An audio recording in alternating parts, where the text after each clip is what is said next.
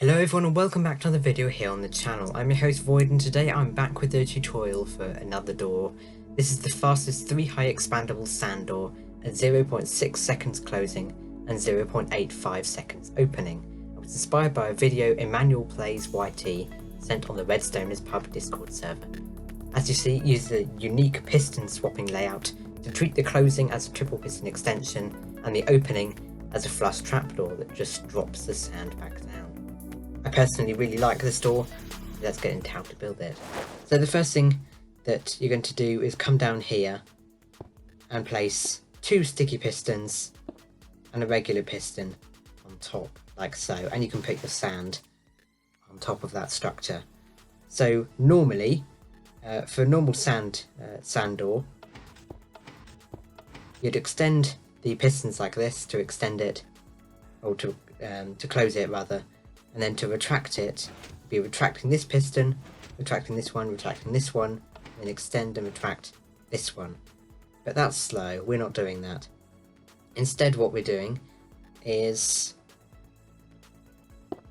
placing a sticky piston there, so the middle block of the sand, a regular piston facing this way into, I guess, your extender, a sticky piston facing upwards next to the regular piston there, and another regular piston on top. So I'll get out some redstone blocks to show you how the layout works. It's pretty confusing, so don't worry if you don't get it. So firstly this extends, and then this retracts. You notice that it won't pull that piston because extended pistons are removable. Then this retracts, and then both of these extend over, then this extends and retracts. So as you see, the piston that was there is now here, and it acts as the other extender. Now what happens, and I'm going to have to simulate this very quickly, is this retracts like a trapdoor. Actually this retracts at the same time as this one, and then this extends and retracts to pull that piston down. So as you see, it's reset basically. So these 2 pistons have swapped over. That's just how the layout works. It's a lot faster that way.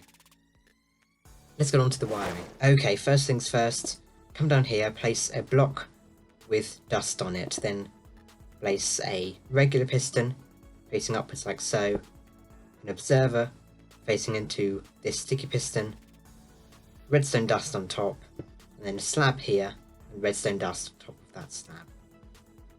That's basically part of your extender done. So we'll just come over this side, place a block there, block down like this, redstone repeater on 1 tick of delay facing towards the extender. So we'll place a block there, and a block to the right. On top of this block, place a 3 tick delay repeater facing towards the extender, and then the same thing again up on the top, but this time you want a 1 tick delay, so it should be 1, 3, and 1, like so. Next thing you want to do is place sticky pistons like this, and you want to place a sticky piston here. This will be useful later, but at the moment you can kind of ignore it. Place a block down here, a block up like this, slab here, slab to the left like this, and slab up like that, and put dust on all of those. Place a torch here, facing towards your extender again. Place 2 blocks like this and 1 block next to that sticky piston. And you want 6 ticks of delay to be going into that sticky piston like so. Place a block to the left of this slab, dust on top, redstone torch, and then don't do what I just did because it has a very high likelihood of breaking your sand because that's created a burnout. Yeah, please don't do that. If that does happen, don't worry, just reset your pistons and place sand back in that you might have lost. All fine. Place a block like this,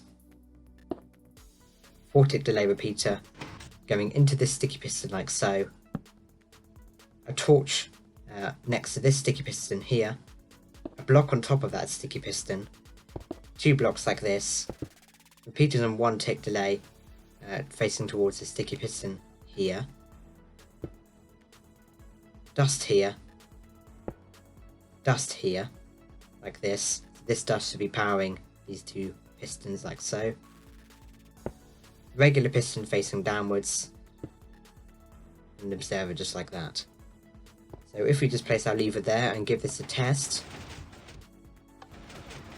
you'll see it works perfectly, really nicely, and it's a really nice little compact system which I'm very proud of as well. So to expand this, it's as simple as taking this module furthest to the right and just repeating it over and over and over again. So I'll just demonstrate with a 5 by 3 sand door. So do 4 more like this. Then we'll place 2 sticky pistons, regular piston, sticky piston, regular piston, sticky piston, regular pistons like this. Observer facing this way, dust on top, regular pistons like that. Observers facing this way. Then place blocks there, place blocks here with dust on top. And then pistons facing downwards like so. Oh, and I almost forgot. Slabs here with dust on top. And if we just get out our sand and fill it in like that. See, the part of the doorway is missing because I was demonstrating with one module at first. That's going to work perfectly. And I say you can go up to 14 wide with this door, so 14 by 3. It's entirely up to you how wide you go, but it must be below or equal to 14 in order to work. Otherwise it's just going to be too long and the signal strength is not going to keep it. A quick word of advice is that if you want to make this a little bit cheaper, buy a few regular pistons. If you've got a slime farm or something and you've got this number of sticky pistons, and I'm sure that regular pistons aren't going to be too much of an issue for you. But if they are, then you can sort of conserve your pistons and place them sort of in patterns like this, so that when the pistons extend, they will update the observers at the same time, rather than maybe wasting more pistons by putting them down like this, if that makes sense. So take this from me, expandable piston doors are really hard to do tutorials for, so I'm sorry I wasn't attempting to make it too concise for you, but just kind of watch that back and maybe try and work out for yourself how the layout works, etc., to give you a better understanding and make it easier to build. Now the materials list down in the description below, which I will always put for these tutorials until the end of time, is going to be a little bit complicated because they're going to have separate categories, one for the module on the left that powers all of the pistons and things in order, and there's going to be a separate one for the expandable module. And you'll notice that it'll be in some sort of format such as 2n. All that means is if you replace n with the width of your door that you want, and you multiply it by the number in front, for example if it's 2n, then you do 2 times whatever your number is. If it's 5, then you do 2 times 5, and that's 10. So in this case you'd need 10 of this particular material. Okay, there's just a little bit of maths involved to give you the correct quantities, but unfortunately that's all I've got time for today, so thank you so much for watching. I'll see you all in the next one. Bye bye.